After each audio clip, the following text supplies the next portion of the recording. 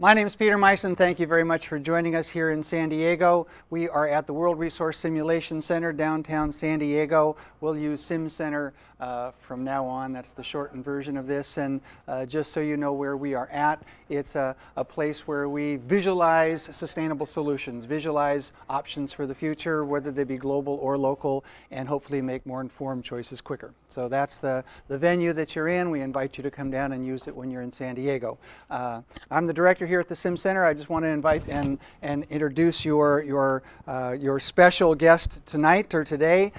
This is Dr. Mike McQuary. I've known him for, let's see, we're going to fist bump? Yeah. It's the new cool thing.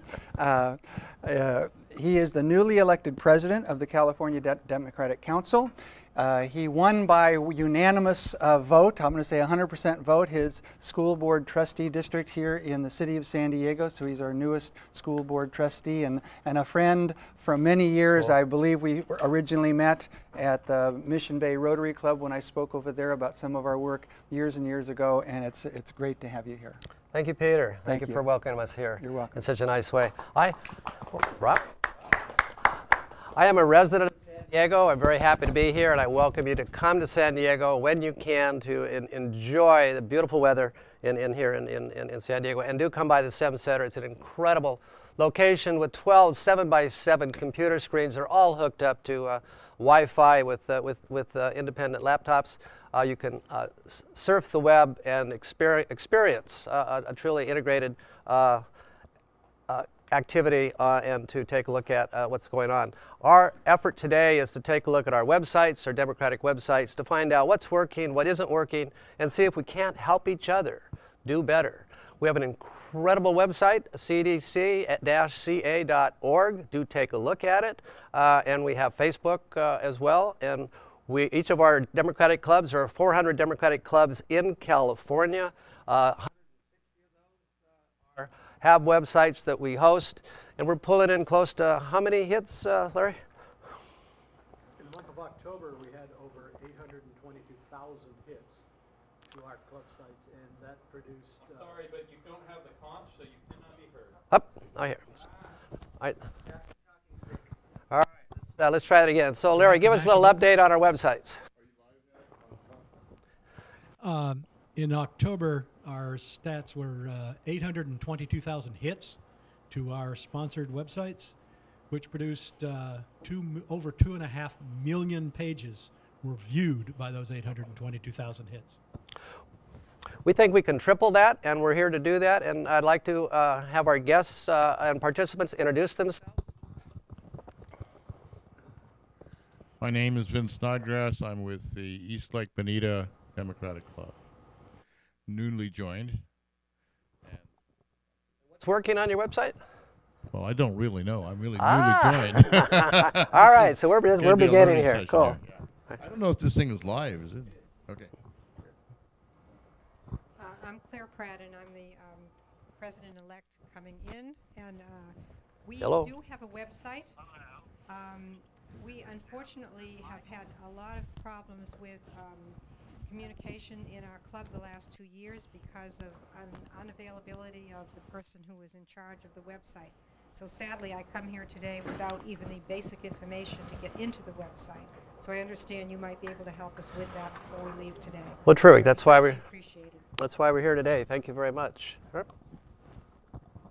I'm Susan Dye, and I'm the first vice president of the Democratic Club of Southwest Riverside County and a member of the communications committee for the Riverside County Democratic Party. I'm the content manager for both the club and the Riverside County Democratic Party.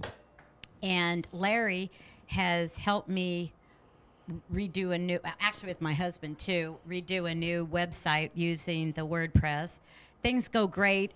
Couple of things. I need to find a new plugin for establishing a contact us form. And for the county website, it's on an old E107 software, and we need to redo it into WordPress, and I really appreciate CDC's help.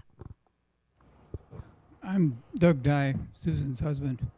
I help her with some of the technical stuff. I also a member of the Riverside County Central Committee. Speak up louder. And I also have a website I created which provides voter lists of candidates in Riverside County for free, which is kind of a competition to Mo and the other one. Anyway, that's what I do.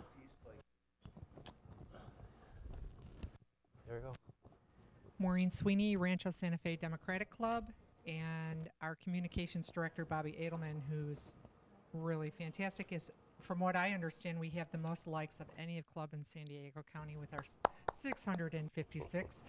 And I guess equality, San Diego Dems for equality are on our tail, so I guess it's going to get competitive. All right, the race is on. Cool. Thank you.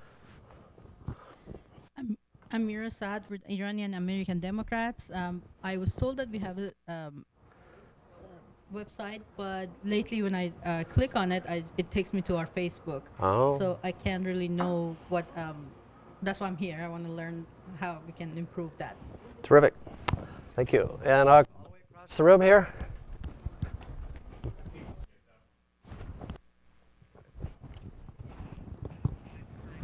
Hi, my name is Mary Carter. I'm with the Laguna Beach Democratic Club, and we love having a website.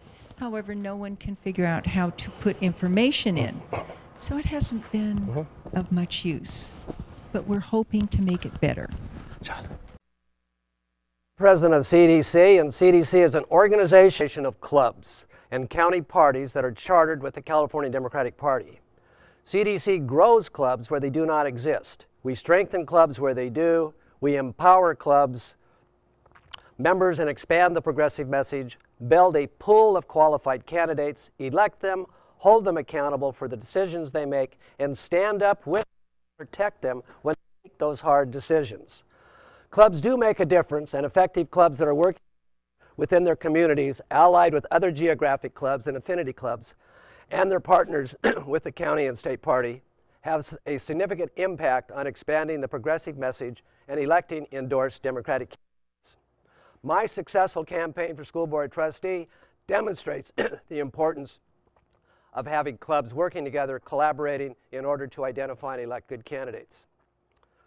Clubs are made up of members who need training in knowing how to do their jobs and fulfill their job responsibilities. This workshop today is one of those trainings in order to get websites up and running, to reach out into our communities, to build strong clubs, to get out the message. And in order to do that, we need websites, we need a Facebooks, we need an internet presence that will grab voters, educate voters, make them know who we are, where we are, and how we can vote in order to have a better country.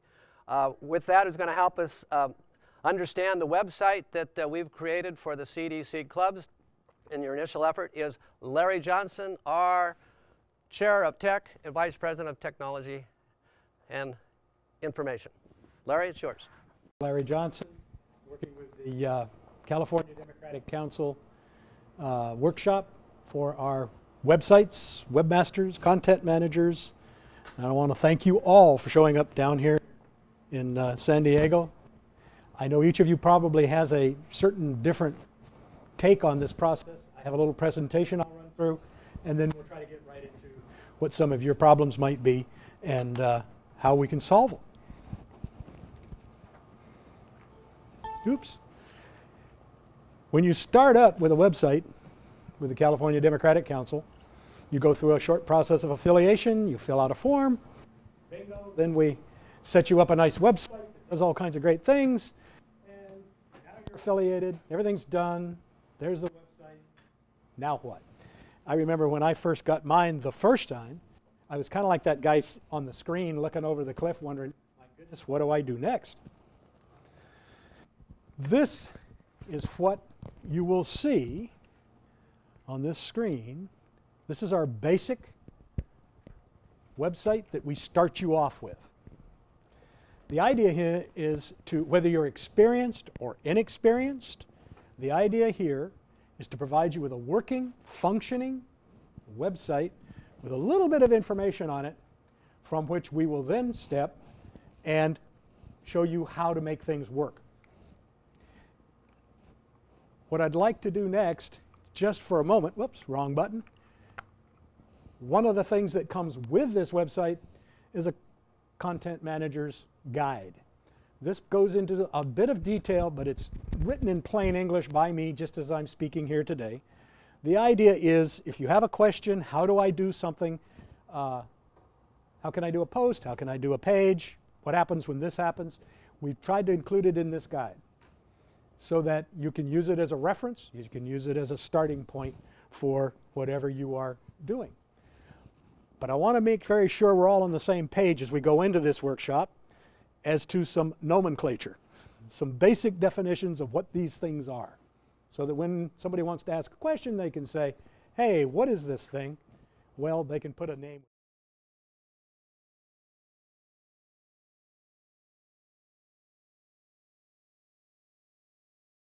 Flowers, unless you want them. However, we do set up some sort of header. As you look around the room at all of these various websites, these are all CDC websites with the exception of the Facebook one, and you'll see that they all look a little bit different. That's great. We want you in time to be able to modify your website to fit your own local area. It's not Larry Johnson's website. It's not California Democratic's website. It is your club's website. But a little bit of nomenclature. This up here is the heading. When we talk about heading, we're talking about the picture, and we're talking about the name of the club and this little tagline that goes under it. That's the heading. Next line down is, this is where the pages live. We're going to go in a little bit of detail on each one, but right now just understand this is where pages live. You can click on most of these, like you see this one right here has a little down arrow, and if you're hovering over it, a little list will show up, and there's some more pages down underneath it. This is our slider. We believe from a marketing concept that a website needs to have a slider. It needs to have motion. It needs to have presence. It needs to kind of grasp your attention and maybe give you just a short look at what's inside the site. That's what this guy does. You have no control over what goes here and what goes into the body, because what it is really is a thumbnail of a, and if you see right under it, it's a thumbnail of a post. And that takes us to our next point. This part that goes all the way down, all the way around the planet, all the way back, because posts go in on top of the last post, this is the post area. This is where the current information that changes or wants to get updated, that new articles are coming in. This is where the interest is for your website. On this side, we have the widgets. These are little guys which are pretty static.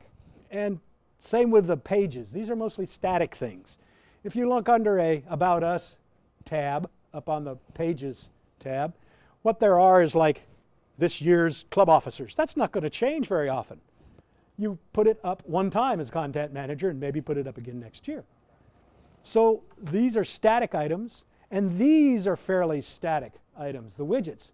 But they appear on the right-hand side of the page, and they do have some things that probably, if you're doing it our way as we suggest, you know, our next meeting date should probably be in here. And the little box underneath it we fill out using an editor. I'll show you how. To say our meetings are held on the third Thursday of every month at the so-and-so Denny's such and such a street, beginning at 6 p.m. And here's our little, here's what's happening this month. Here's our little schedule. The idea is to take the person who just logged onto this site, grab their attention, stick it right there, and they'll know something about what you're doing. These are all the widgets. Below this, down below what I'm able to show you, there is a called a sponsor widget, which shows that the California Democratic Central Committee, I'm sorry, California Democratic Council is the sponsor of this website. This is just a little legal thing, and it says, you know, no candidate or anybody else provided to you. That is on all of our sites. So this is the nomenclature we speak of. When you log onto a site, we're talking about when you come down here and actually put in a username and a password. when you log on to your site, another line will show up. Now it happens to be on here, and I put it on here for a reason. If you look right here at the top, we see a black line. That line is not there when you just log to a site, when you just say, hey, I want to look at this web page. That isn't there. When you log on to a site, this line shows up. What this is this is the access to your dashboard. The dashboard is where we control, where we edit, and do all the things necessary as a content manager to keep our website up to date, interesting, maybe a teeny bit controversial. This is what happened. This is what you get when you log in. You'll see this page right here, this dashboard. Up at the very top again, you'll see that black line. There's a little bit of information here. The W up here means WordPress. If you click on that guy, it'll show you what your current version of WordPress is. It also gives you some links to WordPress, to help screens, and other things like that. This little guy here tells you that there are 8 updates available for your plugins. This little guy here says there's a comment somewhere on your website. We'll go into these things later if you're interested. You can use this as a shortcut also to make a new posting, change a widget or add a widget by clicking on the new. Or you can, there's a line on there that allows you to tinker with your graphics in the graphics library. I would strongly suggest to all of you, if you are new to WordPress, if you are new to editing websites, ignore that button. Use these guys. This guy will get you lost real fast if you don't know what you're doing. These guys are the old plodding along 70-year-old dude like me who goes from A to B to C to D and finally accomplishes the task. Just a suggestion. What we have on the left-hand side, coming down this side, are the various controls and editors for WordPress. I'm going to go through them very quickly. You click on this and we get to the post editing screen. Posts. Remember where the posts are? The middle of the screen. That's the stuff that you're going to be working with a lot. That's where you post articles, put new stuff on your site. Events. Every site we put out comes with a calendar. This is where you put events on that calendar. The next monthly meeting for the club.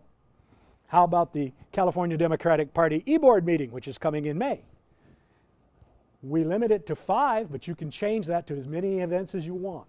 I would suggest 5 because most people won't look for more than 5 anyway. If you look here, media, this is where you store pictures, which you bring onto your website. Bringing on a picture to this to this system is so incredibly simple, you'll love it. You click on this little button and a little media editing screen shows up. And right at the top of that screen, it says Add New. There's a button that says Add New. Click on that, and another screen shows up and just drag and drop your picture and put it here. So if you're on somebody else's website, you like a picture they got, you click on their picture, drag it over to yours, boop, there it is. It's in your media library. Somebody sends you a picture that you would like to put on your website. For instance, I strongly suggest that in the About Us category, where you have the officers, that you put a picture of those officers in a little bio. You don't have to tell their life's history, but it makes the site a little more personal to people who log on to your website. Well, how do you do that? You have them take a picture, send it to you in email. You open this guy up, and you drag and drop that picture, and there it is. And then I'll show you how to use it. It's simple. It's designed for you to be able to do things very quickly without having to learn how to code in HTML. We don't do that anymore. Pages, as I showed you before, the pages are more static. Those are the items on that line.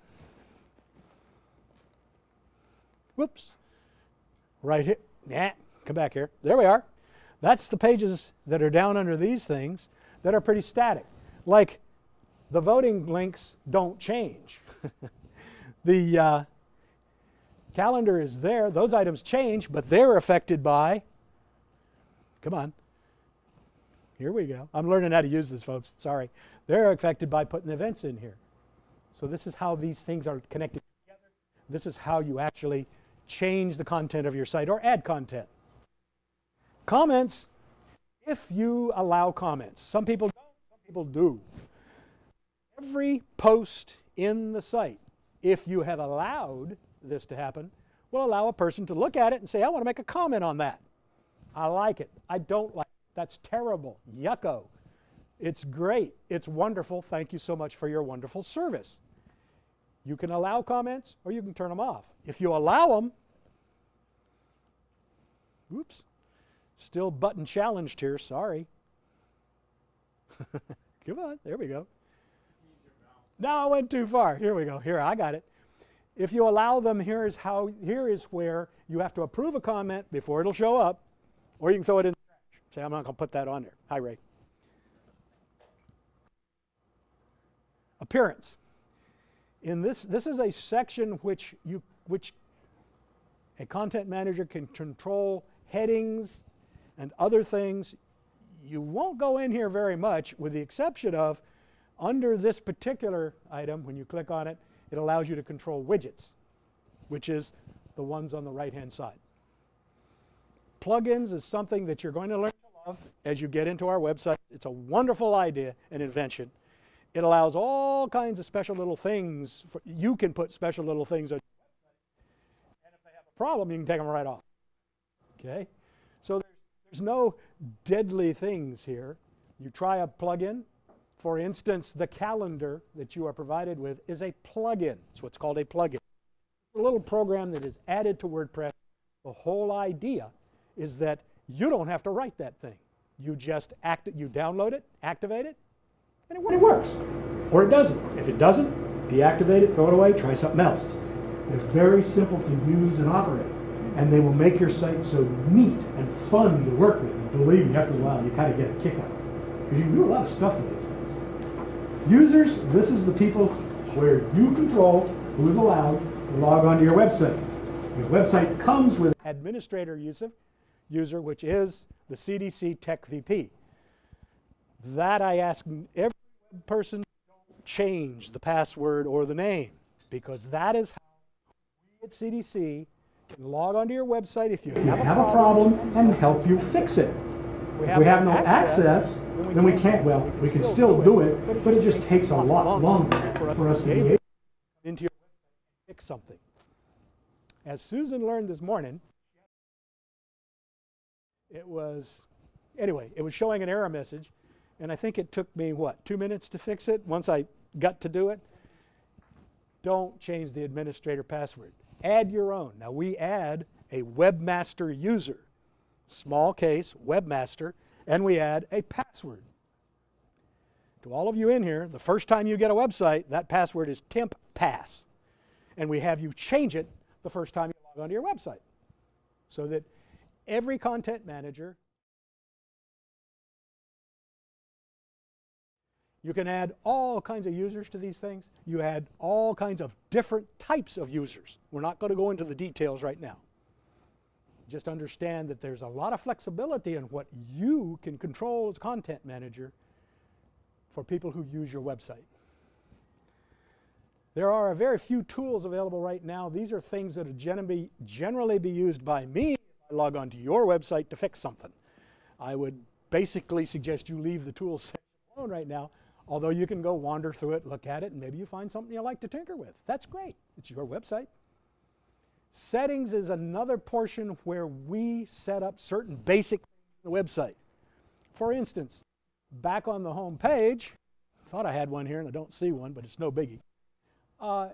There was a little tagline under the name of your club, the XYZ so-and-so club, and right underneath that it said something like serving Democrats in California. That's a tagline. That tagline is controlled right here in this settings panel. For now, don't tinker with messages. Okay? We're just going to go by that. That's a secret place. Don't go there. I'm joking. But I wanted to get to polls. We provide a polling system on every system that we put on every website we put out there that you can activate. You can ask a question on your front page, right in a widget. Did you vote in the last election? Yes or no? Or I don't know.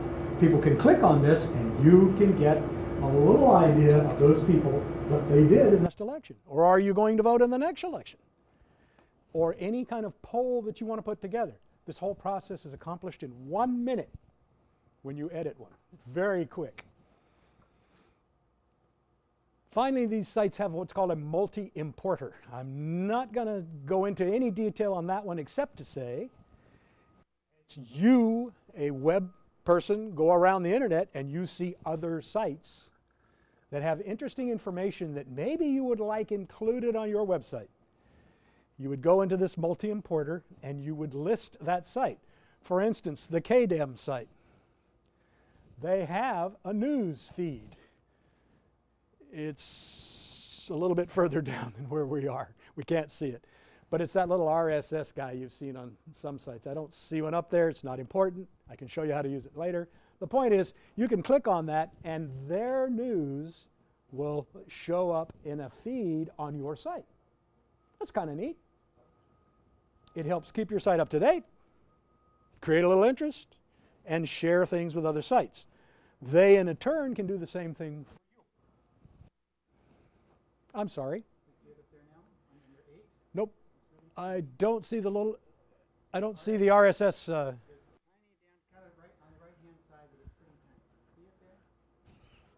Well, I'm sorry, I can't, but to me. Right there. Bingo! There we are. That's the RSS feed. Okay. Most of the time you see a little yellow box with an RSS in it, but I just didn't, I wasn't looking for the word. Thank you. Thank you very much, Peter. So this is the basic controls and editing items for a website. I'm going to stop for just a moment and ask if I'm going too fast, or does anybody have a question just regarding what I've been over so far?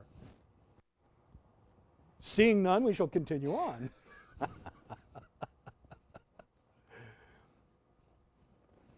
Come on, baby. Here we go. Wrong way again. One thing I did want to show you and help you understand, and at this point, maybe I can ask Peter, if you'd be so kind as to hand out this sheet. We need your help with your website. Updating occurs all the time, okay?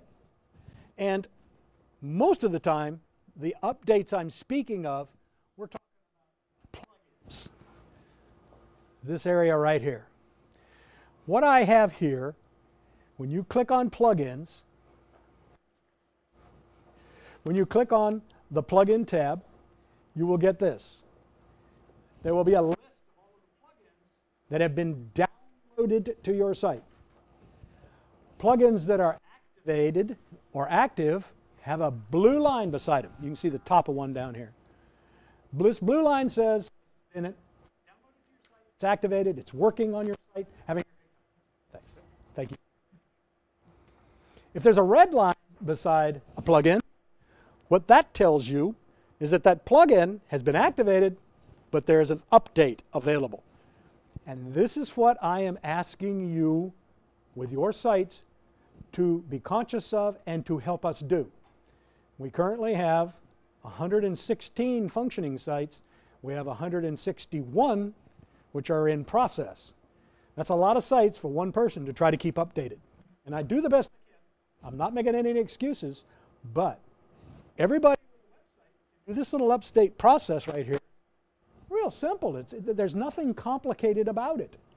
You just see that there's a red line here, and what you would see under a red line is a line looks like this little guy right here. And what that says, there's a new version of blah, blah, blah, blah, blah, blah. Here is the view item, and down here is the update now item. I ask you to click on the view item, see what it says. Normally there will be something on that that will tell you if this will work with your version of WordPress. Right now, the standard version, don't gotta write it down, is 4.0.0. We just updated 3.9.2. Whoopee. Don't worry about it. Don't worry about it. That's technical stuff. The point is your sites are up to date. But we got 4.1 WordPress coming out probably first quarter this year, and we'll be upgrading all of the sites to that version. We need to keep our sites updated to the most current version, and sometimes that results in problems with the plugins. For instance, this guy down here at the bottom, when we were recently required, not you, but us in the technical, were required to update the PHP version, which is a program you don't care, you don't even want to know about. But it helps resolve and make this thing work on the internet, called PHP. Whoopee. We had to go from 5.1 to 5.5. When we did, this plugin became inoperative and causes an error message, and sometimes causes your whole site not to be able to come up.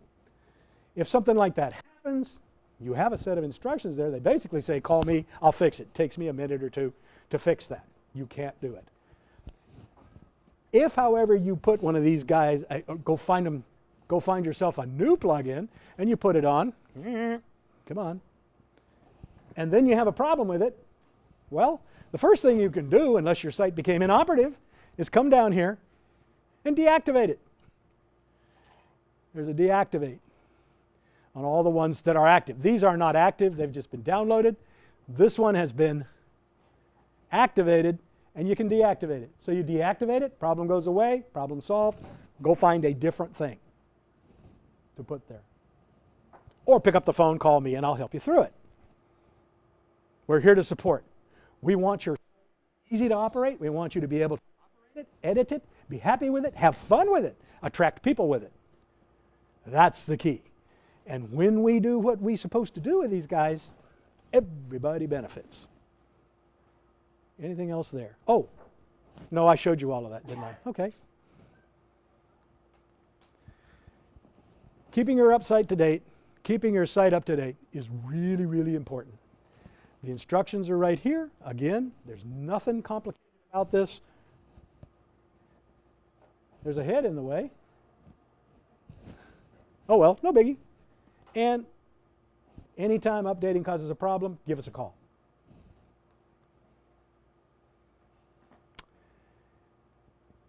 Basically, my little marketing ending up here. How am I doing time-wise? Doing great.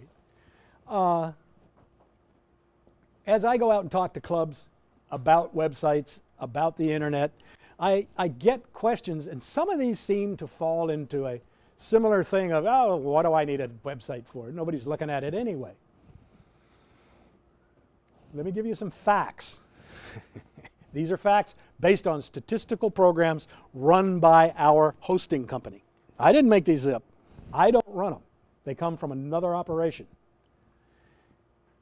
We have 141 affiliated sites, not all of those affiliated organizations, excuse me. Not all of them have websites.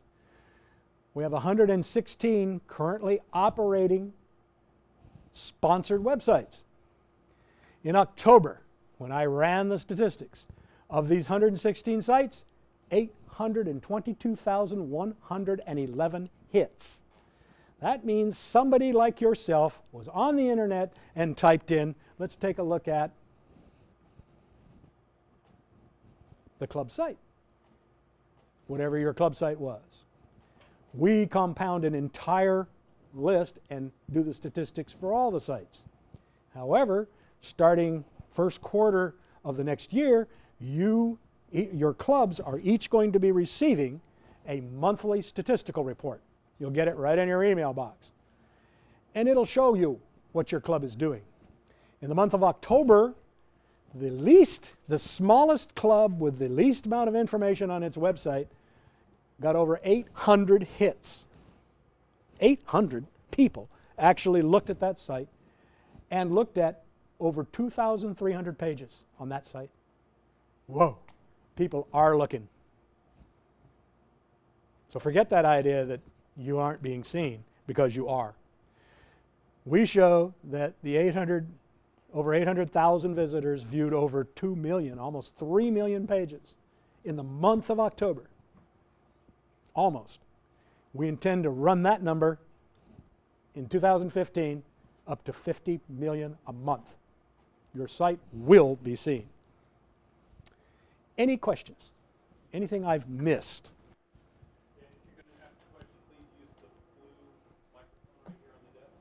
Blue microphone on the desk. We have one over here. This is how you get heard on the news stream. It doesn't broadcast Is it possible to have like application forms on the websites and also be able to get the fee on the website as well? The answer to your question is yes. It requires setting up a form for the actual form itself. And as far as the fee goes, you use probably PayPal. Well, I don't like PayPal personally. I like ActBlue, but we are not advertising ActBlue, okay? Susan Dye has agreed to maybe talk with us for just a moment or two about setting up a ActBlue button. Are you able to do that? So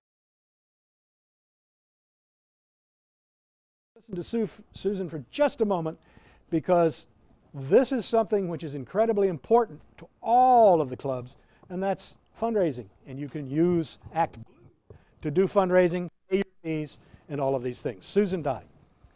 I used ActBlue on our club website, and first you have to have an ID number before you have to set up an account with ActBlue.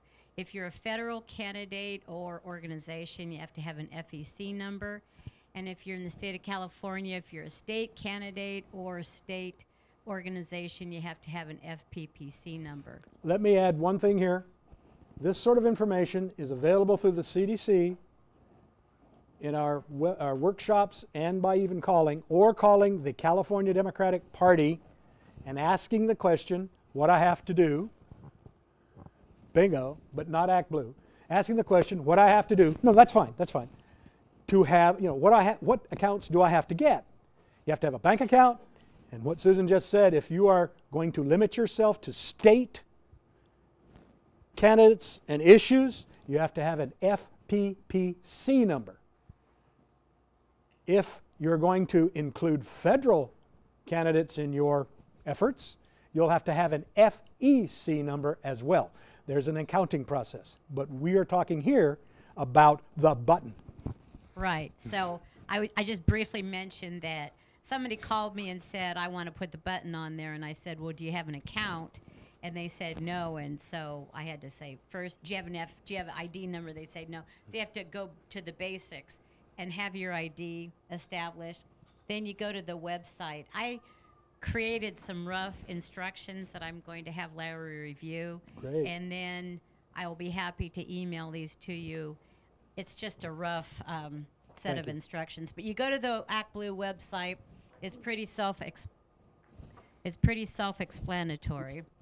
And you click sign up now, you fill out the form, and I can help you with this. Now PayPal I've not established, so I don't know how to do that. We'll work with that one later. We'll work with that one later. And then we're running out of time here. Oh, okay. So you just give me a call.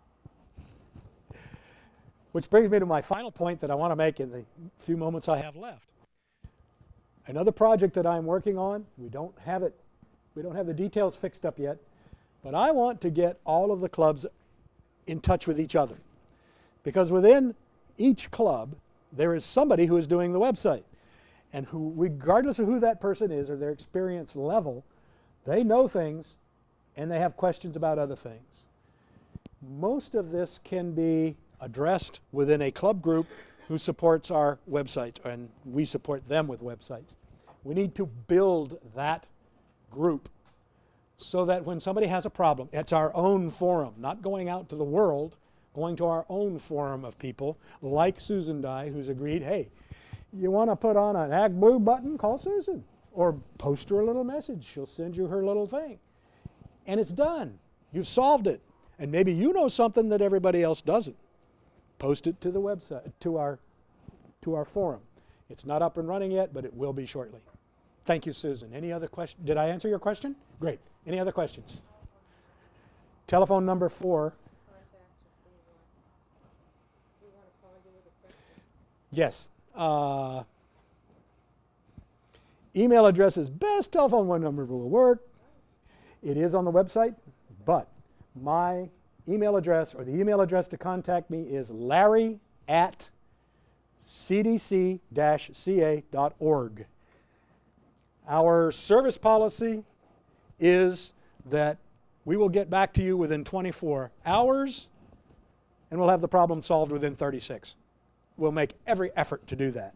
And I've been fairly successful for the last 6 months. Ladies and gentlemen, we are ending up now. We'll take more questions afterwards offline. Thank you very much for your participation. I hope I've been able to give you some information. Hello. Hi. My name is John Loughlin, and thank you for inviting me to this workshop today in San Diego, the California Democratic Council. And we follow Larry Johnson, who's been talking to everybody about the websites and getting websites up and running. And I assume that everybody here is involved with the club, has a club website. So by a show of hands, can we see how many people here have a website for their club? Excellent. Now, keep your hand up if you have a Facebook page for your club. And how about a Twitter account? Okay, that's good. So we got the right group of people here today. And this next 30 minutes is, the idea is to go through how do you drive more traffic to your website? How do you appeal to more people and get the message out, not just about your club, but about democratic values in general? How do you build a conversation with people outside of your immediate community so that when they're searching on the web or they're looking at photographs or events that are going on around town, they come across you, they come across your group of people, they get interested and they get involved.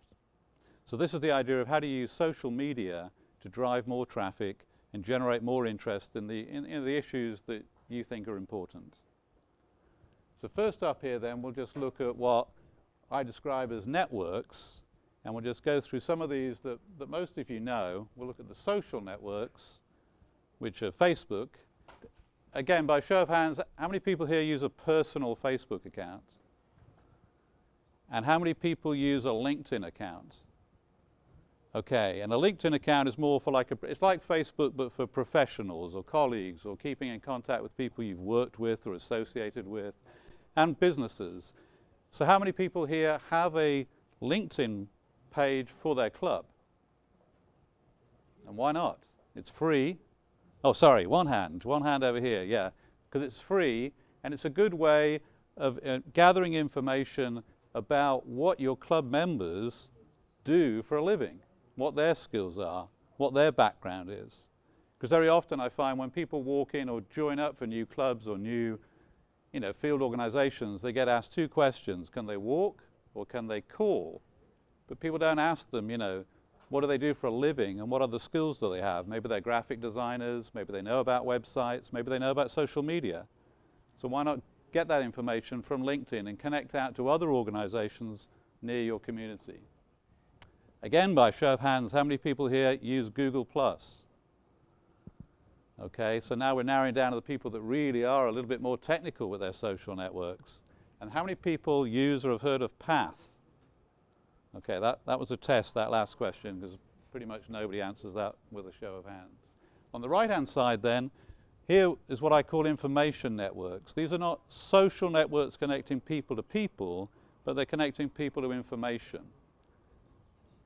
So again, show of hands, how many people use Twitter, a personal Twitter account?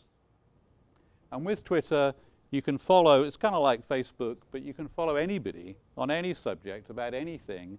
And often it's a good way, it's like a water cooler. It's a way of swapping stories and swapping informational links to things that are of interest to you and your community.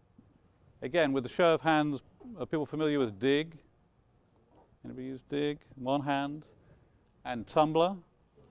Okay, again, these are sites where you can share information. Tumblr's aim more kind of like graphics, kind of video and pictures more than text, which you'll find on the WordPress sites. And then here in the whoops, I'm gonna, we'll go straight into this.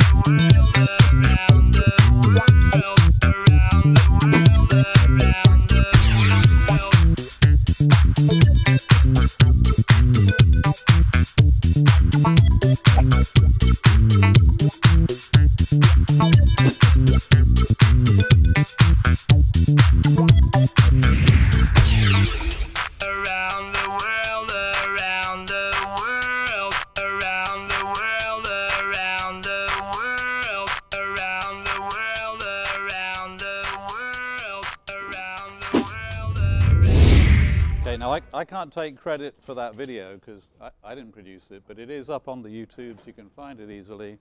And the name of it, I think, is Socialnomics.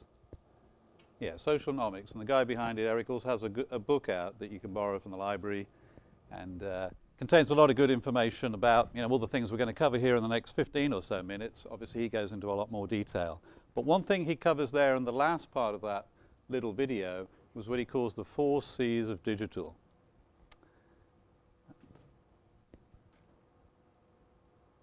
He says, clicking with the clicker to get to the first C. There we go, creating.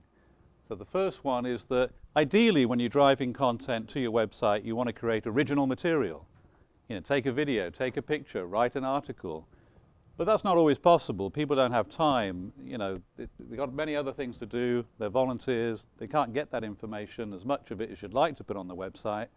But that's okay, because you can connect out to other websites, you know, within your area, within the state or anywhere, and share information between websites. You see an interesting article on somebody else's website, connect and send a link to your own.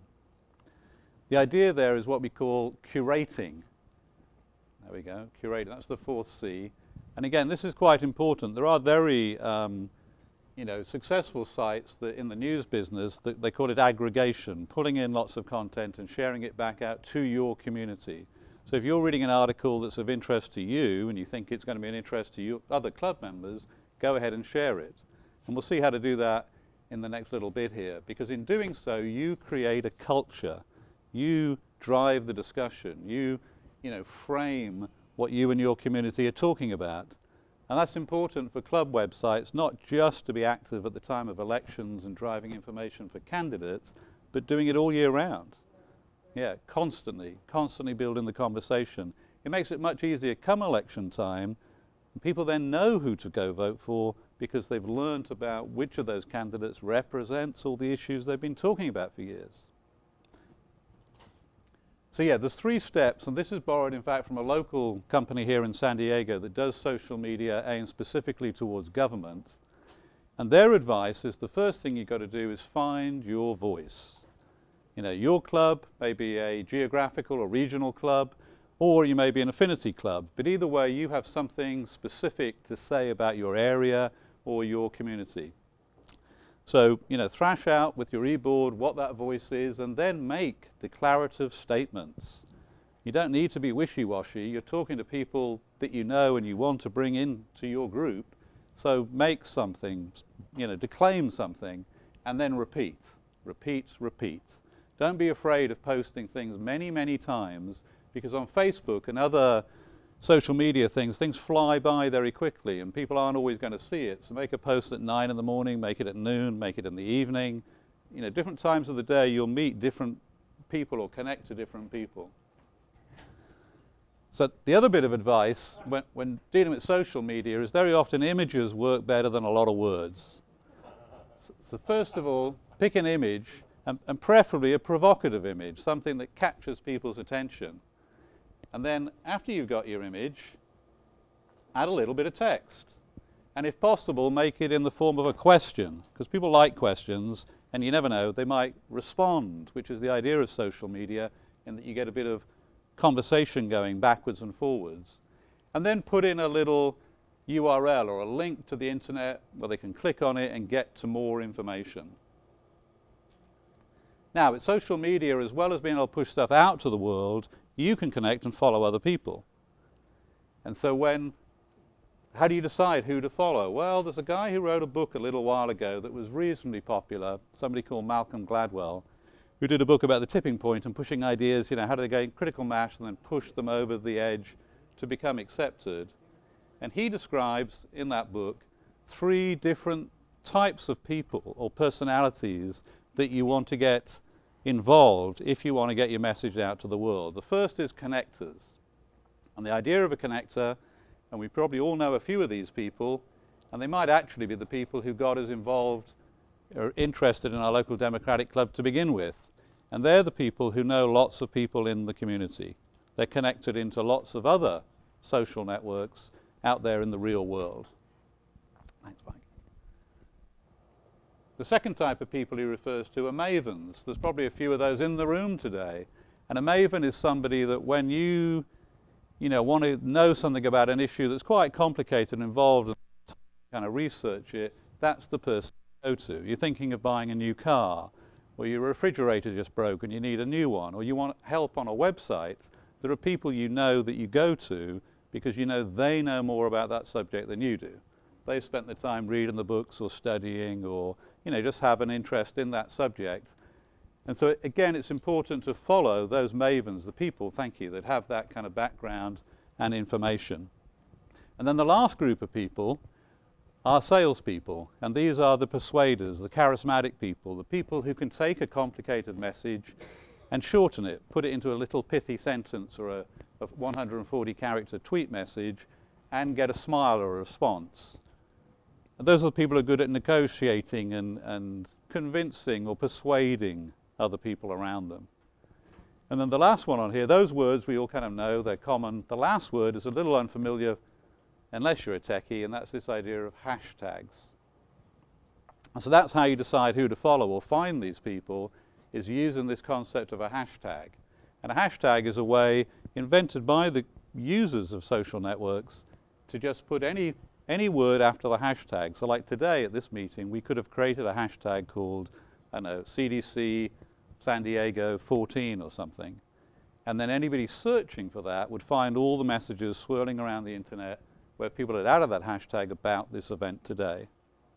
Or it might be the name of a particular cause. It might be Get Out the Vote or GOTV or anything. Anybody can create the hashtag, and the idea is if enough people are using it, then you can all kind of find and follow each other.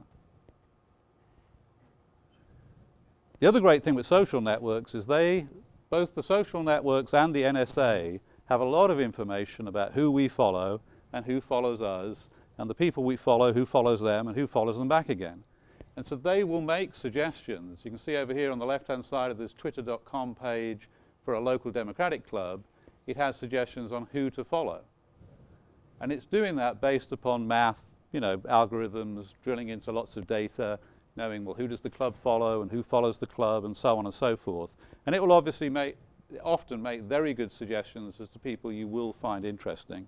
So use the actual networks themselves, Facebook and Twitter, to see who to follow. So now we know who to follow, and we're making interesting discoveries. We're also posting information out there to the world. And then the question is, how do we amplify that? How do we get that message out there more strongly? So you've got your content, and you'll need to pour on lots of social media. And one way to do that, and we can see there's an examples up here around the monitors around us here today, is to share information and amplify it from club to club. If one of the clubs in San Diego County posts an interesting article on a subject, then the other clubs can pick that up and repost it. WordPress has a great feature that with a single button you can reblog articles and share them, and it puts the introductory paragraph and then a link to the original content. So the original website gets people going back to it, but it also gets the message out to more people.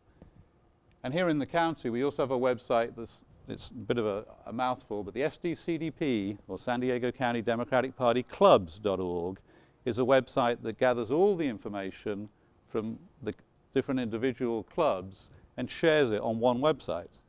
So if you go to that one website, you can see everything that's going on in San Diego County, and it too generates a news feed, it generates Facebook posts, and it generates Twitter messages. So it kind of re-amplifies or rebroadcasts that information. Also, a little while ago, Mike McQuary had set up a Facebook page called the San Diego Coastal Democrats. He set up as administrators on that page people from both the La Jolla Democratic Club, the Point Loma Democratic Club, and the Pacific Beach Democratic Club. Made them all admins of this news Facebook page so they could re-amplify and rebroadcast messages from any one of them. And sure enough, it gets more followers than any of those single individual pages. And different people follow it that follow the other clubs. But again, it's a very simple thing to do. It doesn't really require any more work from the individuals, posting, but it gets out to more people. Tweeting, obviously you can write original tweet messages, but the great thing with Twitter is you can just retweet a message. One click of a button, you can take something you found of interest and post it back out to your community. So whenever possible, whenever you see anything, retweet it, like it on Facebook, and share it. And keep doing that to your other, clubs that are geographically close to you, or, your affinity clubs that you share a common interest in. Also here, this is just a screen grab of, within WordPress, the website Larry was talking about earlier, has a great feature whereby you can automatically set up to share anything that you've posted on your website. So you can connect your website into Facebook, LinkedIn, Google, Tumblr, Twitter, Path, all these other social networks, and you can choose when you make a post to push it out to all of those, or just some of them. It's configurable, and or you can just set it up to do it auto-magically. And we can see here, this is a picture of a post within WordPress, as Larry showed us earlier. And over here on the right-hand side, there's a little option which they call Publicize. And under Publicize, this here is connected to Facebook and Google and Twitter and LinkedIn. There are little check boxes as to which network you want to push it to. And then you can create a little custom message that you want to go out to those social networks. And by default, it'll pick the subject line or the header line of the article, and you use that as the message here. So even if you forget to edit this and you just go ahead and publish it, it automatically pushes it out to all those networks for you. So it makes it very, very easy to do.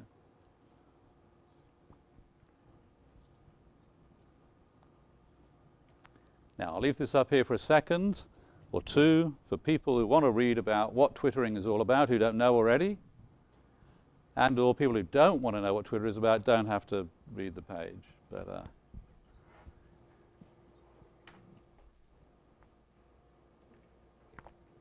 and this comes from an interesting small short book by Clive Thompson, who reassures us that the technology we're talking about here today actually helps us for the better and not the worse.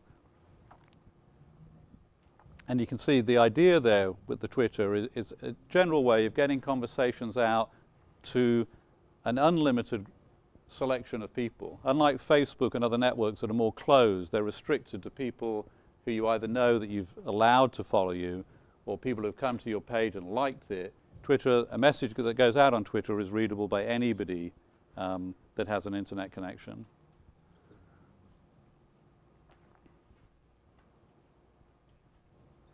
And again, the nice thing with Twitter and Facebook is that although they're separate, privately owned, competitive companies, trying to make Wall Street happy every 3 months, they do actually allow some interconnection between them.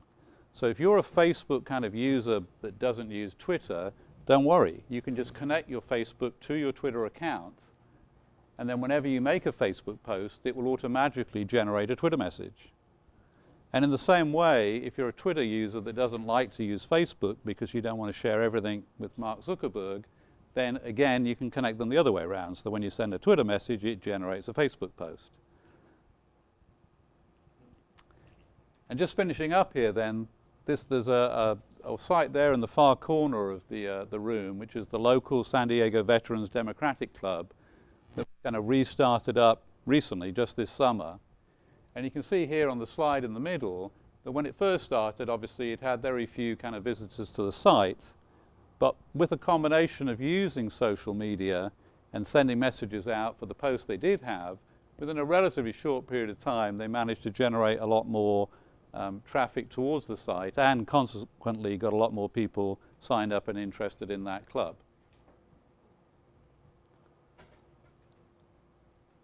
And so we'll stop here just for questions, and before we do, I'll just finish by saying this is who I am.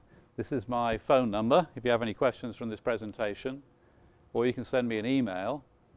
And this kind of work I do for a living and make money on it, charging corporations that have lots of money, but for democratic clubs in San Diego County, I do all this kind of stuff pro bono. And with that, any questions?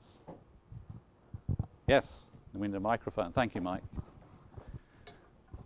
I don't know if you can briefly elaborate on how you connect your Facebook with your Twitter so that anytime you post something on Facebook, it automatically goes to Twitter. Sure, absolutely. Yeah. If you vice versa. Yes, and vice versa. Yeah, if you go to, I can go back a slide here, to facebook.com/Twitter, you will be asked, here it shows me what I've done after I've connected, But you want to be logged in on your browser, log into your twitter.com account, and on another tab or something, log into your facebook.com account, and then go to facebook.com/Twitter. And then it will ask you, a few questions to make those connections. And you can see here, in fact, with my personal, it says John at the top there. It's a bit dark to see, but John here has been connected to the County Party Club site, the Coastal Democrats, their Facebook page, and here we got the Point Loma Dem Club, which is my local club, and I've linked it to Twitter as this user. And I've selected all the little boxes here to say when I send a photo or a video or a link or a note or an event to connect the two of them together. That's the easiest way, I think, to get started. Twitter, I can't remember off the top of my head the Twitter page, but again, if you're logged into Twitter, on the left-hand side, if you go to your settings, there's a link there to show you how to connect to your Facebook page. So if you're logged into both, you go to facebook.com/Twitter. Yep. Then So if you go to facebook.com/Twitter, then it'll ask questions and you just answer the questions. Exactly. And then select what you want to connect. Okay, thanks. What you want to connect, absolutely. Great, another question here. Thanks. Yes, clarification. So when you are already, you personally, like your profile page, is that what you're saying, are connected to these other fan pages on Facebook? Yes, here, because so when you make a personal, a comment on your Facebook profile page, it automatically goes on to all these and your Twitter account? Well, that's a good question, but that gets us on, to something a little bit different. Within Facebook, you have the concept of an individual user, but you can also set up Facebook pages. Yeah, fan pages. Yeah, so what I'm doing here is this Point Loma Democratic Club page, of which I'm an admin, I've connected to this Twitter account, Point Loma Dem, and I've connected those two together. And to do that, I had to be an admin on the club page, and I also I'm logged in on my browser to the twitter.com account for that club. And as long as I'm connected to both of them, it'll allow me to tie the two together. Oh, okay. So what about the other two Facebook pages? Can you post on that from that one page too? Yeah, so what happened, Facebook has a concept, I'm an admin on many Facebook pages, so when I go to make a post, a comment say on today's meeting, I can choose which of those pages I want to post it to. And I can also choose who I want to post as. I can either say, I'm going to post today on the Point Loma Club page and post as John, or I could post as the admin for that page. The admin would be whatever the name of the Yeah, exactly. And then it would just show up as coming from the page. Okay. And Facebook gives you that. It's a little complicated, Facebook, if you like, when you're on many pages. But normally, and they've made it easier just recently, you get a toggle on the top right-hand side of the post where you can choose who to post as.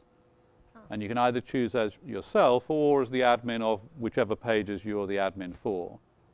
Okay. Yeah. Are there any other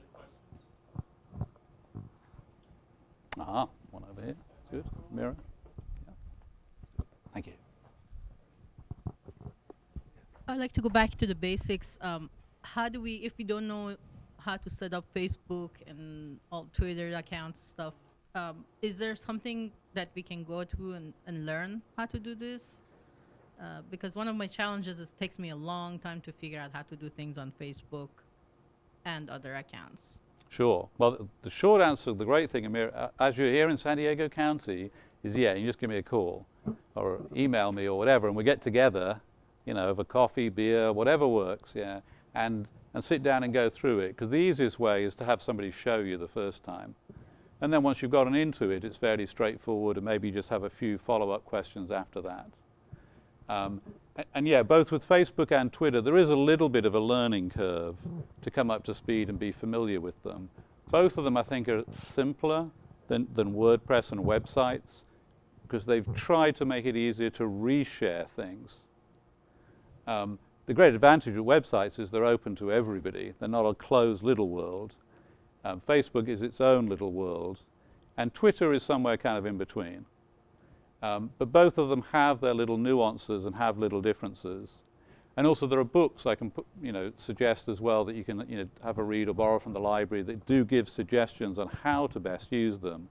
And the other good thing is, as I know you're a member of the Council of Clubs, I saw you there at the meeting on Saturday, share it with other people at other clubs. Because lots of people have different strengths, and they're better in certain social networks than others. And so it's a good thing just to have somewhere we can get together, share some ideas, and physically show each other how to get it working. Yeah. Okay. Yeah. Can you give some tips on how to get more likes on Facebook, on your, not your personal, but your page? Page, yeah. And on the Twitter, because I do a Twitter page for the county. Right. And you discussed amplification. Yes. But is there anything else, any tricks? Because it just stays at this tiny number, Sure. So. Yeah. No, absolutely. And you're right. There are lots of underhand tricks that commercial people use, but real tricks that we want to get real followers to do. A good example is just yesterday I stopped in at the CDC caucus at the e-board here in San Diego, and there was a great panel with Michael and other people were on it. So you snap a picture of the panel and then tweet a message about the fact you're here at the panel, and if possible in that Twitter message put the actual Twitter names of all the people on the panel. And then the nice thing is you find that Betty Yee retweets the message, or Derek Cresswell retweets the message. And both of those individuals have way more followers than I do, or our club does. So suddenly your message has got out to a lot more people. And a good example from the tech world the other day is I posted something on a tech-related issue to somebody who retweeted it, I didn't realize, and suddenly I had all these messages coming in with all these other people retweeting it, more than I've ever had before. And when I looked, it was because this one individual had about 2 million followers on his Twitter account. So when he retweeted it, suddenly a lot more people were exposed to it.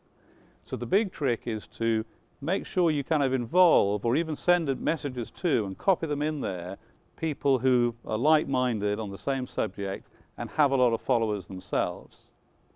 And the other big success we've had, Susan here is the president of the Point Loma Democratic Club, and often when she attends an event or a meeting locally, she'll go around snapping lots of pictures of all the elected officials or people of interest that are there, and then immediately rebroadcast those on Facebook and Twitter, because they're connected. And in that way, club members who weren't able to get to the event kind of feel more involved. That, they weren't able to get there, but they can see kind of what was going on and who was there, and they get a little taste or feel for it. And in turn, several of those people have lots of followers.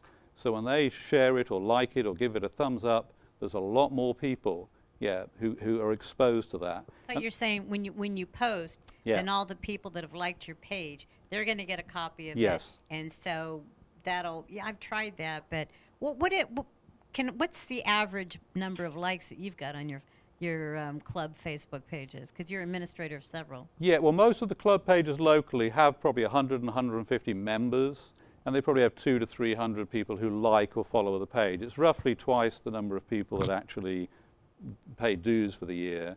And then when you do a post, if it obscure little posts, on some techno subject or something, may only get 5 or 10 likes. Something that captures a good image or has people in it who are members of the club or officials and things typically will get hundreds and hundreds of likes. Well, I'm talking about just liking the page, because once somebody likes your page, then every time you post something, they'll get a copy. That'll be posted in their newsfeed. No, that's a misunderstanding slightly of how Facebook works.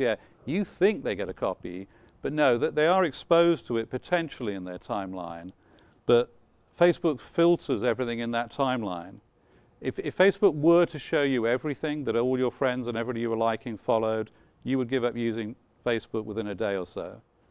Because for every 20,000 bits of information, they'll skimp that down to a few hundred to show you, because it would just be information overload. It would be like getting emails before an election asking you for $3 or $5 because otherwise the world will end. I think we all know what that was like in the last few months. There's just way too much stuff. So they use algorithms to filter all that.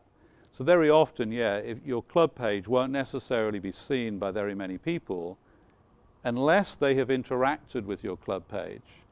If they have clicked on an article and said they liked it, or they've reshared an article, Facebook is smart enough to know that, oh, they do like that page, I better promote that higher up the list and show it to them.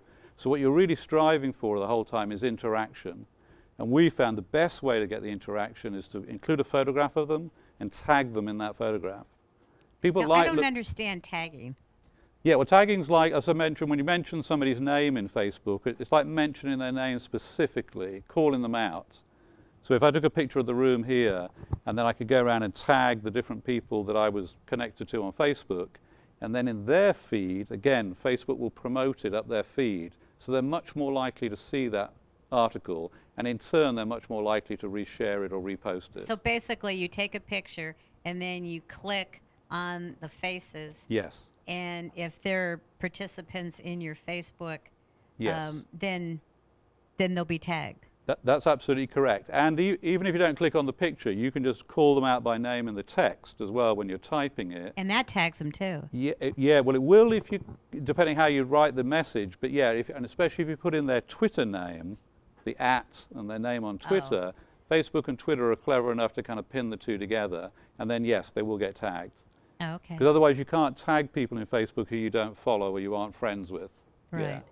Yes. Can you talk? You need. Thank you. You can't be heard unless you have a microphone. Yeah. So John, I'm wondering about, are there some etiquette involved and some manners about doing too much, sending too many messages, tagging too many people? Is there any issues there involved? Yeah, that's a good question. I think some of it's the same etiquette as canvassing. You know, when the 7th person knocks on your door that afternoon to ask you to vote for somebody, they'll normally tell you, right, if you know you've been there too often. So normally the idea is keep repeating and sending the message until somebody tells you not to, because you can never have too much. But also the other thing to remember is spread them out if you can during the time of day, because some people use the Facebook account first thing in the morning, some people use it, you know, late at night or whatever. So if you time the messages differently, you're not going to annoy, you know, people by appearing in their stream too much. The other thing with Twitter as well is when you include you know, Twitter messages back and forward to each other, you know, you're replying back and forward in a conversation. Other people are not going to see that conversation. You know, typically, you know, they're smart enough, the systems, to filter that out. Yeah. Thank you. Okay, so we're getting.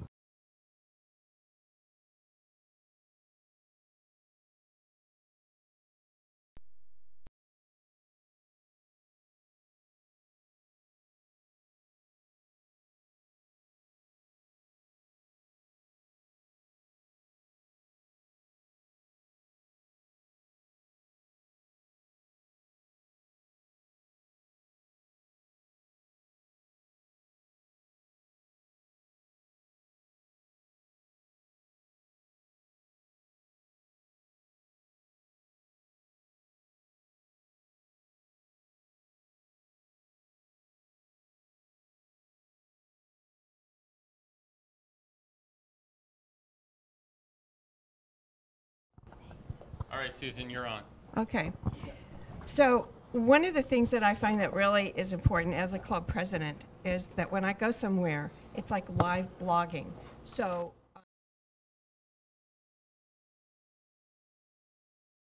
I was out on the street corner with the Carol Kim campaign, and we got people would just they were very interested. It was over 160 hits on that page. But while I was at that street corner, I was able to get a live video, which was exclusive to our club, of the candidate and Ed Harris and some of the other people actually pushing a stalled car out of the intersection. So this is the kind of thing that you get from live blogging. It's simply with your cell phone. That's all I have is a cell phone. So you can go. This is in Carol Kim's campaign headquarters the day of. There's Myrtle Cole. I tagged her. It's vanity is what it is. There's Barbara Bree, 600 hits. That's all it is vanity. You go ahead and you tag people. This was a really successful. You have to be, wherever you are, you're going places as a club president or a club member. And take the pictures, post them. Everyone seems to respond to that. Now, this is what I did today. It was really simple. I just took a picture of John, and while he was presenting, and people have already, with my cell phone right here, put it on the Facebook page, and it's already been viewed 20-something times. Wow, that's Simple. great. So for anybody on the web, they need to go to ustream.tv/channel/California-Democratic-Council. And I just put that in there in audio so that we can help people figure out where they're supposed to be when they see this on YouTube. Right. Now it's really time for questions, and we're going to have some best practices. Larry's going to go over a couple of websites that he wanted to show us. Thank you. One thing I'd like to kind of let everybody know is the clubs especially, as we go through this, we're able to produce all kinds of different websites. We have a particular template we use, and we like to kind of stay with it to create, for instance, a brand idea. But as John and everybody else has pointed out, it's motion, it's action, it's currency, it's keeping things up to date, it's reaching out and grabbing the interest of the people who are going to look at these sites, who are going to get on Facebook, who are going to listen to the Twitters, and kind of create our groundswell that we need going into 2016 for a very serious battle that we are going to pitch. What I'd like to show you is a few of the sites we've put up recently to give you an idea of just a little bit of our capabilities. John has gone into a wonderful discussion about Facebook, and I'd like to get Facebook on all of our sites, and I'm going to be working with him in the near future to do exactly that. My first example that I was real proud of, this one went up real fast. The club president doesn't like, she is the content manager, she really doesn't like messing with websites. And her old website was an E107 site. This is the Clovis Democratic Club. I put this site up in about 30 minutes, 40 minutes. And as I was figuring out the header up there, I was kind of popping around the internet as I do. And I thought, I'd like something that would grab people, that when they see it, they'd like to look at it, or it might give them a chuckle. And I happened to see this kid's face. It was on it's on the Clovis picture site. And I saw that. I tossed a picture of Clovis over here, the old town that we're all in favor of in Clovis, and the voter registration booth. I've gotten more comments on him than anybody else. Just people see that site, they just love it. It brings a smile to their face. It also subtly puts a real interesting thought in their mind about the rainbow of colors and what we are doing, who it's all for. And it's for him. We're not doing this for ourselves. We're doing it for him. Subtle little thing that I tried there. I have another site which, oh, you already saw that one. Gives me just one moment to pull up my list. Is the this site I put up last year for Malibu. Really fun lady over there who worked on this thing, and she took one look at our original setup and said, "Nah, that don't work for me." And this is what she came up with. Now this is our boilerplate. This is a CDC sponsored site. I like that site. It really comes across, and when you look on the internet, it says "Ride the Wave." Well, that's Malibu. Little subtle practice there. But then one question she asked, she said, well, how do I get people to come to this site? And I said, there is a simple way to do that. And it's a little trick. John alluded to the same concept. on Facebook. And that is that you have to be your own best promoter. How do you promote your site? How about you get everybody in your club who has a computer to put right on their initial tab openings your club site URL. So every time they click on their browser, up comes your website. Every time they do that, one more traffic number. 20, 30 members, 20, 30 hits a day, all of a sudden you're #1 in Google. It's just that easy. It's not complicated because nobody else is doing it. So after a while, people wandering around the internet, every time they type in the word Democrat, poof, a Democratic site comes up. Simple little practice you can do. Get all your members to do that. What it also does is it get those members to look at the site. If you're posting new information to it or you've changed something, they get to see it. That increases their enthusiasm. They will then come to more meetings and get more people to go out and vote. We have one other project that I'm going to be introducing. There are several to introduce in the first quarter of the coming year. I have one other project I'm going to be introducing for all of these clubs. Is a automatic posting, editorial posting. Through agreement and a subscription, club has to agree to this, say, yeah, you can do it. Our idea is the club content manager provides local content. Information about the club, what's going on in the local area, that's great. But one of the most difficult things a content manager has to do is keep their information current. They need to post, if not every day, once a week, once a month, and you'd be amazed in the number of clubs that just don't get there. They post once every couple of months, and people don't come back.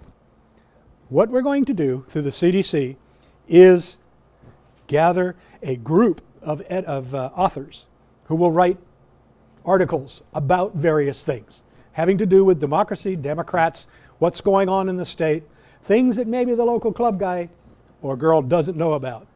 And through agreement, we'll post these postings directly to that club site. And all the other club sites who are in this process, who have agreed to this subscription. What does this do? Keeps all these sites up to date. It kind of adds a unity concept. People will read the same article on several different sites, and we get to this concept of changing core beliefs. You read a thing again and again and again, pretty soon, if it has any validity, you will understand and believe it. We believe by using this concept in 2016, we can have a serious effect on the election that's coming up. By having 50 million pages a month out there, and 10 million of them are of this nature, everybody benefits in the state of California. That's what I have. Thank you. Thanks. Do you have any other sites that you want to show us? Sure. Every one of them is a creation. Let me pop down here. I have this neat little spreadsheet I worked up. And as you can see when you watch this, all I got to do is click on a link. It gives me the technical information I need to know about the site, but then I can also go look at that site immediately, and this is how I keep our data up to date and find out if these subs are active. I thought this was kind of a neat site. They got the big D up there. They took out the slider in the lower portion and replaced it on the header. I thought that was just neat. One point about the sliders, and I keep making it because every so often I get people who say, I don't like the slider, the person who is doing the website. And I'm saying, yeah, they are. Good point. Good point, Susan. But the thing is, by using the slider, we put motion into the site. By putting motion into the site, we get people's attention. You sit in this room, we got a whole bunch of sites here. Which ones are you seeing? You're seeing the one up there because it's moving. You see one over here to the right because it's moving. And you'll look at the other ones, but they're not as interesting. I am not knocking them. I'm saying if you add motion to your site, you will create more interest. These are marketing concepts and tricks. I'm sure John will back me up on this. Motion works. It helps. I had one other site here. My favorite guy. And he's give me just one moment. Because what I wanted to show you. What It was Monterey. Monterey. Yes. Give me one moment. It's gone.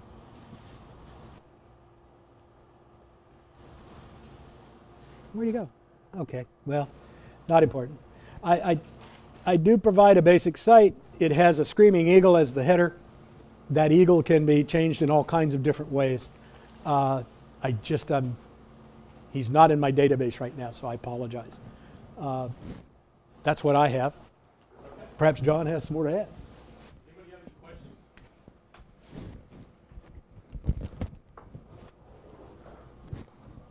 Go ahead. Well, I have a suggestion. If you look at our Facebook page, we've used a design of Point Loma. Now, John just threw up a simple design up there, but that's our brand now. We've used it on our business card, and it's also on our web page. So when people see that, they know it's Point Loma. Yeah. So a logo. A logo. And a brand. Branding. Branding. Branding is important. Brand yourself locally. Where's my food? I'm joking. I just want to remember, everybody with a mic, we can hear everything you say. I have a question. I had someone help us create a logo for branding purposes for our club.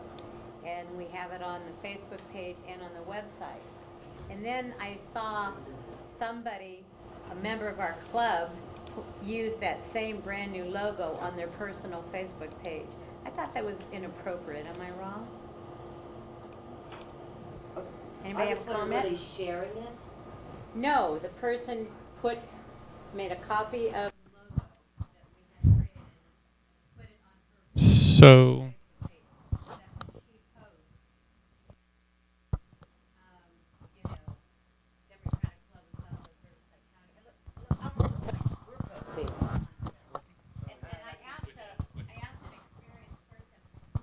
People do that all the time, but it just seems inappropriate, especially if you're trying to brand.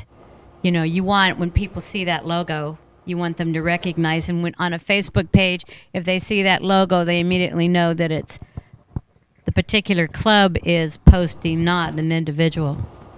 Yeah, what she's done is she's changed her profile. Yes. What she's done is she's changed her profile to have your club logo. Yes. And sometimes, I know during elections, like some people will put a proposition there to attract attention to that proposition. So she's really promoting your site. Well, that's what someone said, so I kept my mouth shut. She really is honestly promoting your site, and I think she's probably a proud member. Yeah, yeah. Yeah. So maybe she will share some of the information you post there with her friend. Right, right.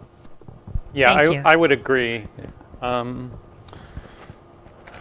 thing is about posting on Facebook, the best way to use Facebook to reach a larger audience is to actually tag people. But if you have a picture that they are not in and you tag them, they feel like that's spam, unless they can identify with whatever that image is. So by branding your club and then tagging your members, they'll see that and they'll be like, oh, that's my brand. And then if they use that, I think you're getting a bonus. Oh, okay, right, right. Thank you. Yeah, that's a good point. I would agree with Michael and the other person said there as well.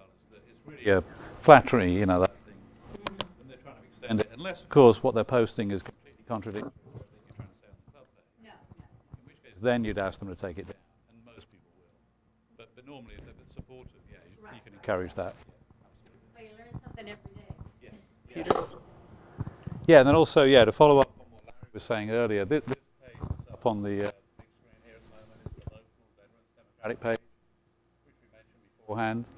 And a couple of things here, but the most important, I think, is that this template that's used from WordPress is what they call a responsive design.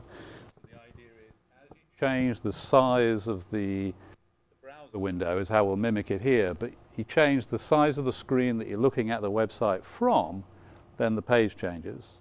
And it kind of does that automatically. So for example, if I click on this button here to reduce the width of the screen, so now it looks more like a smartphone, you can see how it's still got part of that logo behind it, but the menu has kind of gone out the way, and as I scroll down the page, it's formatted the articles to fit them in the width of the screen. And that's a WordPress?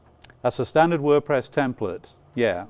And here, if I click where it says menu, you can see the menu opens as kind of a different kind of screen. I can scroll down. So if you imagine that on your smartphone, you can see how it's automatically kind of changing it. If I drag the width of the browser somewhere in between, so now we can see kind of what it would look like if I was looking at it from a tablet.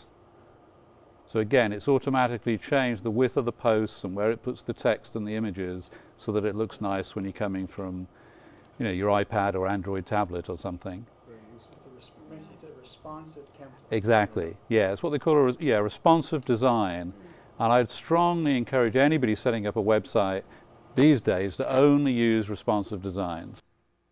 Or if you can't manage a responsive design, if that's too much work to change it over, use something that at least has a special template for mobile. But responsive ideally, because there's just so many different sizes of screens. And more, when you measure how much traffic is coming to your website, you'll see that maybe half of the visitors you're getting are coming from smartphones or tablets. They're not coming from laptops or desktops. And again, depending on the age and the demographic of people you're trying to reach out to, more and more of them are going to be using mobile. So if you're designing a site that doesn't work with mobile, that's a problem. I've been loading JPEG images into the media library on the WordPress and posting it, and it looks fine. But then I open my iPad or iPhone and it shows up as an incomplete link, or like an empty box. But then I tested it on a Mac desktop computer and it looked fine. Does anybody else have that problem where the picture looks fine except for on a smartphone? Yeah, it's a good, I don't know, Larry maybe knows more than I would on that. The fact that it looks better on your Mac than it does on something else, well, I'm the wrong person to ask about that. But the it's maybe a different, view of how we go about these things. But in my world, yeah, using the standard .com WordPress sites will take care of all those issues for you. And when you venture off into the other world of using your own hosted WordPress sites, there are so many variables that could cause that problem you're having that it could take somebody with a lot of expert knowledge some time to dig into exactly what that is. Well, yeah. it was the CD right. hosted site, and the picture looks fine on every computer other than my smartphone. Right. Are we online over here? You've brought up a fascinating thing. Our original websites did not have this technology. They didn't have what John is talking about, and you called it the type of website. Responsive. Responsive. We didn't have responsive. They were just fixed. I still have some old sites that when you log on to them, they take the whole picture, and if you try to make them smaller, all you do is cut off the picture. As we go through updating these sites, I am trying to get them all into the responsive pattern, but we still have old sites. And even a couple of new ones I put up inadvertently, which did not have that. Well, it's not We're moving to it. That's not the issue. I can show it to you. Have you ever seen an email that an image forwarded way too many times? You don't see the image anymore? Have you ever seen, right, a blank box? Sure, yeah. What's the name of your website? Democratic Club of Southwest Riverside County. Okay, thank you. And at first I thought, oh, well, I can't post JPEG images on there. But then, it looks fine on all 4 computers at our house. And then I started asking some people with Macs to look at it, and they said it looked fine.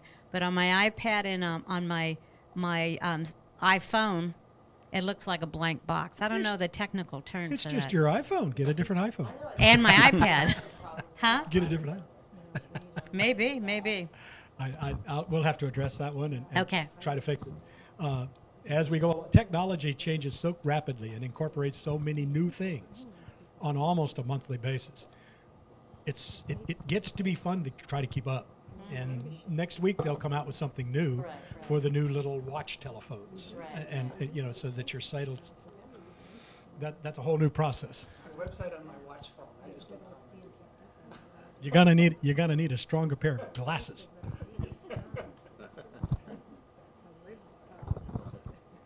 Yeah. Other questions? Other questions, comments about the, yes, over here? I'm Mira again. I have a question regarding just sending out emails. I noticed a little louder, I'm sorry. the emails that we receive from the Democratic Club, they have their logo on top of it, and I'd like to do that the same way. Is there anybody that can help me with that? So whenever we e-blast emails, we can send out our logo or brand with it. A lot of times when I send it out, it comes out as a blank box. Sure, yeah. I recommend two tools that you can take a look at that are both free, as long as you don't have thousands of members in your club. One of them is called MailChimp.com, and the other that's from the same company that make MailChimp is called tinyletter.com. And both of them are programs for sending out emails to a mailing list that let you very easily control how it's going to look. And if you're not familiar with the kind of tools, try tinyletter.com first, because it really is friendly and easy to use, and it lets you, pick a graphic or a header, the image that you want, it lets you change the font. The nicest thing is that when you send out all the emails, you'll be able to tell, who got the email, did they open it, did they click on it, how many times did they click on it, did they forward it to their friends, other information as well that you can't get when you just send out an email from a regular email account. And so it lets you build up and strengthen your email list and know who's really reading your, what you're sending. And also if in the document or if in the message you put 2 or 3 different links, you can tell which of those people read. So if you include 3 different stories or 3 different subjects, and you can see everybody clicked on one, nobody looked at the others, you kind of can build up some information about what your membership likes to read.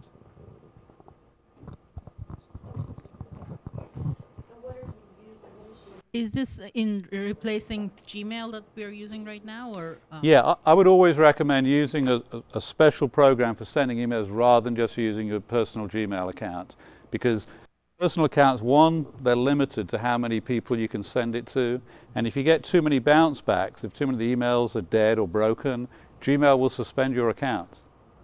And if it's your own personal account you're using and they suspend it and it takes several days or weeks before they let you turn it back on, it can be kind of annoying. So definitely, either use a separate account or use one of these programs that specifically is set up. Because the other big thing with email is, by law, you can't send email unsolicited to people without giving them an option to unsubscribe from your email list. So down the footer of the email, to be compliant, it should always give them that option. And these programs support that. And once they've unsubscribed, the program won't let you email that person again. So you can't accidentally make a mistake later. But if you're doing it just with your own Gmail, it's easy just to cut and paste an old list and resend it to somebody who asked you not to send it to them, and then you've broken the law. Yeah, it's always, and they're free, most of these tools, up to several thousand members with no cost.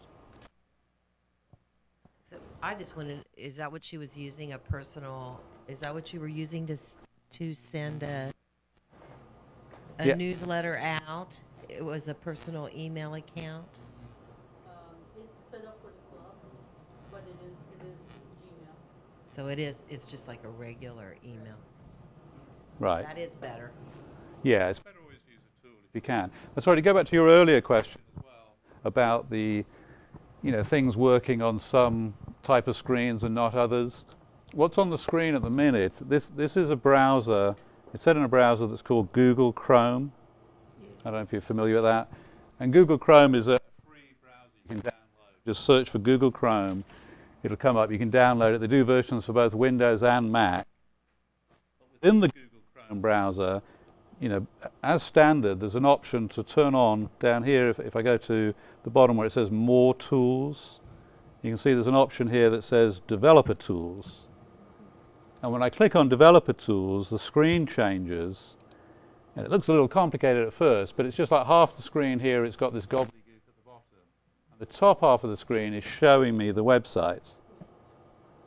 And down here at the bottom, there's a little picture of what's meant to look like a smartphone, what they say, toggle the device mode. So if I click on that, the top half of the screen is now how the site would appear if I was on a regular, you know, laptop.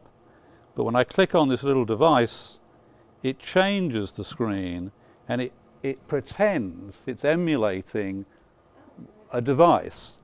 And then down the bottom, in fact, here, you can see console search emulation. I got this extra little menu by clicking an option over here. That little strange symbol on the right-hand side lets me choose which device I want to emulate. So I can pretend that I'm an Apple iPhone 4, and then what it does is it resets the dimensions, if you like, of this screen to be what an Apple iPhone 4 would see. And at the top here, it warns me that you might need to reload the page to do what they call user agent spoofing and viewport rendering, which are the kind of words that only technologists could come up with, because everybody else will look at it and go, what? But, so I'll click that, and what that's basically telling me is refresh the page.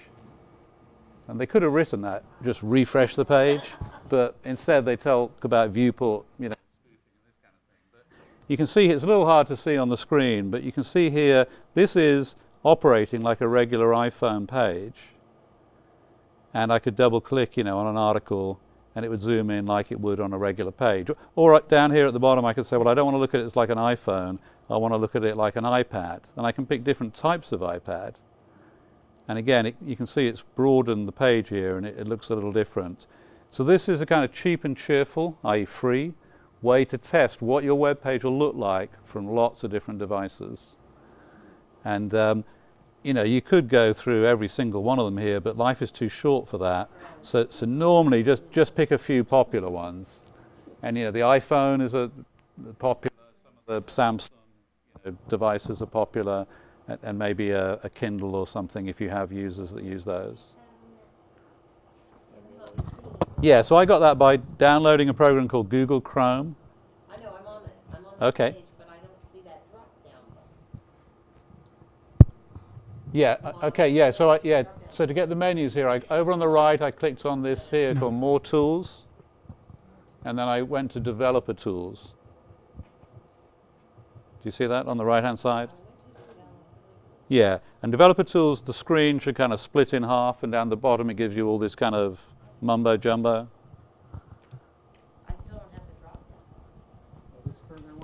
Yeah, we don't have to get, we can do it out after the recording's finished if you like. We can come back to that, yeah. John, thank you. Sure. I just wanted you to reiterate tinyletter.com. Yes. And then mailchimp.com. Yes. Okay, thank you. Yeah, those are the two. MailChimp is like much more powerful, and MailChimp, they will charge real money if you get above, I think, sending out 12,000 messages a month. So you've got 1,000 members and you send 12 emails a month, you'll hit the limit. But you know, most clubs, that's not an issue. Mm-hmm. And it's free and very professional. It's similar. There are other programs called Constant Contact is one, and there's others. I can't remember the names at the minute, but they all charge you like a penny an email. This thing's free up to that limit. Great, thanks. Yeah, sure. Does the responsive template, I'll call it, handle all of these choices that you just explained? Yes, yes, that's the idea. Well, a good responsive template, yes, will handle all these different scenarios, because it's kind of dynamically readjusting the page based upon the dimensions of the screen. Typically what developers do is they'll pick 2 or 3 dimensions, like a tablet, a smartphone, and a laptop, and they'll design the page to kind of look correct for those 3. But a true responsive design, yeah, will cope with anything in between. And that's automatic in WordPress. Yes, the latest WordPress templates, yes, exactly, yeah. Yeah, and Nation Builder, because I know there's another tool, Nation Builder as well, all their new templates for WordPress responsive as well. Yeah. Okay, so if there's no more questions, I want to make a quick announcement. Is there another question? No, just a Michael completion. All right, yeah, Mike McQuary is here, and as the president of the CDC, can we go to the video screen, please? Let's go, everybody. Mike, can you go up there near the board? Near the board, whiteboard. Yeah. And I just wanted to let everybody know that he was the one who really planned this. I didn't do very much at all except just show up. But he's made this whole thing possible, and I think we're doing a good job of trying to educate people across the state. But Mike also happened to have won, with 100% of the vote, a small election here in San Diego County. And so we got him a present, and this is his shirt. Cool, thank you. And that's the total number of votes that he got in his district, right? And that's number. That's 2 more that live there, right? Yeah, that's about 2 more that live there. So we'd like to present this to you. Thank you so much. And say congratulations and thank you very much for holding this here today and our first CDC training. Cool.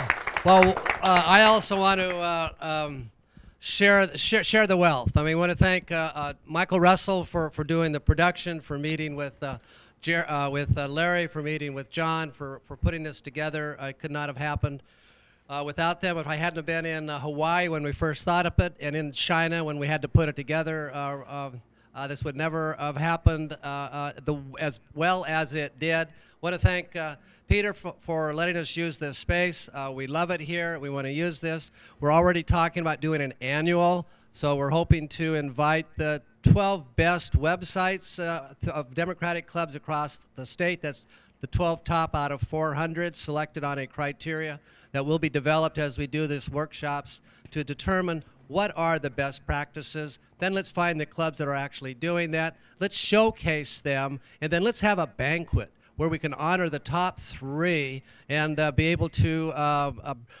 let other clubs come, see the top websites, and then scale theirs up so that we all grow together to reach out and grow the message. All of this is being done to get ready for 2016. We want to win in 2016. We want to get our message out. We want to make a difference. And we know that the multimedia, the website, the Facebook, the Twitter accounts, social media is the way we're going to do it. It is the election of the future. It's a way to get the message out without big bucks. We can beat the folks with the big money. We can beat the people who want to buy the elections. We're going to do that with people not only knocking on doors, making phone calls, but clicking on Facebook, clicking on your website, and that's how we're going to win. So I want to thank every one of you for coming, for participating. And I want to thank John for his presentation as well. Our next, and Larry, thank you so much. The next workshop will be in Sacramento. You'll be looking. We'll be sending out more information about that. January 31st at the California Democratic Party's headquarters. We'll probably get a tour of the office, and it's an opportunity for us to showcase CDC, showcase what we're doing for clubs, for website, and we can grow this organization. We can grow the message. We can win. We can keep California blue and spread the message. The tidal wave going east, especially as pick up the Midwest. So I want to thank everyone for coming. Thank you for being here. We couldn't happen without you.